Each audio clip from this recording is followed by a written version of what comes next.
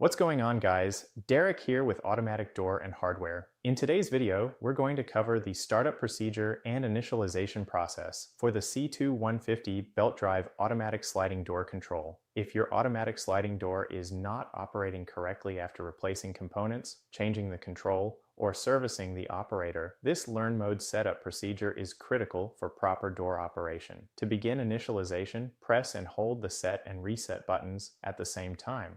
Release the reset button, but continue holding set for an additional 5 seconds until you see SU appear on the display. The control will quickly verify whether an auto lock is installed. Then it will prompt you to select the motor type. Here are the motor options. Top 1 is for an industrial motor. These systems typically use a 1-inch drive belt. Top 2 is for an LIT motor. The body of this motor is roughly the size of a spray paint can and uses a 3/4 inch drive belt. Top 3 is for a dunker motor. The motor body is approximately the size of a Coke can and also uses a 3/4 inch drive belt. For this setup, we're selecting top 3 for the dunker motor. Once selected, the controller will begin searching for the closed stop position.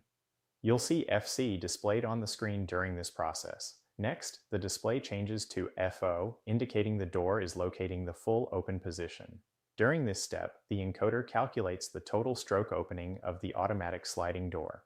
The door will continue opening slowly until it reaches full stroke. Once complete, the controller displays the total stroke value and performs a quick data save. The operator then completes a full closing cycle. During this process, you'll see CS for closing speed, CC for close check, CU for close cushion. Once initialization is complete, the display will show 2D, which confirms the learn mode was successful and the automatic sliding door is now operating in two-way mode. To test the door, press the down button one time to activate a full cycle test. If the automatic door completes the cycle successfully, your setup and initialization procedure is complete. If your automatic sliding door is not learning correctly, not reaching full open, or failing initialization, issues may include encoder problems, motor selection errors, drive belt issues, or improper door setup. For replacement automatic sliding door parts, controls, belts, motors, sensors, and accessories, shop at https://www.autodoorandhardware.com. You can also call us at 877-412-3667 for technical support and replacement automatic door parts.